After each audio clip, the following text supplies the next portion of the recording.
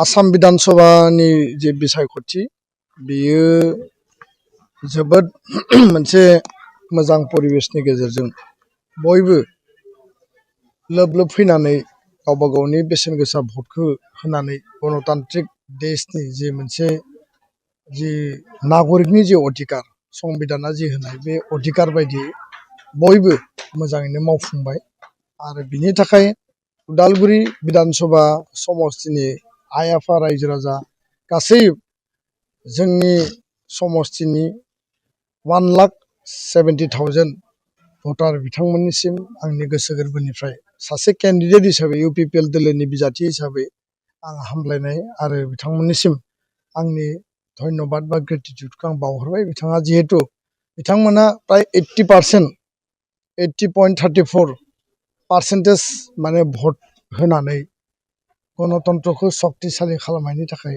खामानि मावबाय आरो मिजिंथिदों जे नैबे मैयानि जि भट जालांनाय बे जालांनायाव गासै बिथिंनिफ्राय जि रिपर्ट भुटाननिफ्राय बर्डारनिफ्राय लानानै आप टु नोङो लावदं शिबपुरसिम सानजाहा नोङो इक्राबारि बा दैफां ताराजुलिनिफ्राय लानानै खोलाहा बेंबारि बा हरिसिंगासिम बयनिबो रिपर्टआ बेनो एबाराव परिबर्तन नागिरदों आरो बेखायनो यां केन्डिडेट आरो जि मोनसे जेनजेडनि निउ भटार आरो इयुथ भटारनि मोनसे बेयाव वेब दङमोन आरो इन्टेलेक्सुवेल सामनि जि वेब दङमोन आरो गुबुन गुबुन दोलोआवबाबो जि मोनसे साइलेन्ट भटारनि वेब दङमोन जेसेबां थाखा फैसा अपोजिसना बाहायदोंब्लाबो बयनिबो वेबनि गेजेरजों मोनसे गोदान मोनसे मिशन आरो भिजन उदालगुरि विधान सभा समस्तियाव मावनो गोनां थानायनि थाखाय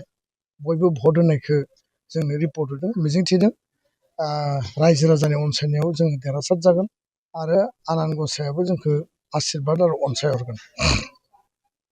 बे बिथिङाव आङो बेखिनिखौनो फोरमायबाय। उदालगुरि विधान सभा समस्तियाव जोंनि टारगेटआ 99,000मोन जिहेतु 9 मैया 9 तारिखआव जोंनि भटिं डे आरो फैगौ 4 तारिखआव बियो काउन्टिं जागोन। दा बेखायनो 99,000नि टारगेटनि गेजेराव दासिमनो जोंनि रिपर्टआव जि फैदों माने एसे बेयाव प्लास माइनास जादों।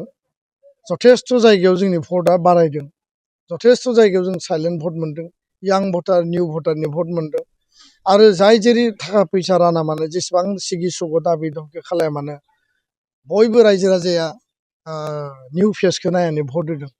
बेखौ लानानै जोंनियाव दाबो बिसास दङ 85,000 प्लास जोङो मोनगोन।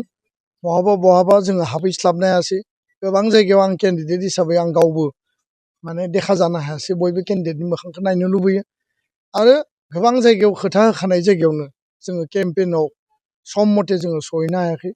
दा बेफोर गासैबो हिसाब निकासखौ लानानै बिराद गिदिर समस्ति बेयाव जोंनियाव एसे दुखु थाबाय, आं निमाहाबो बिदों।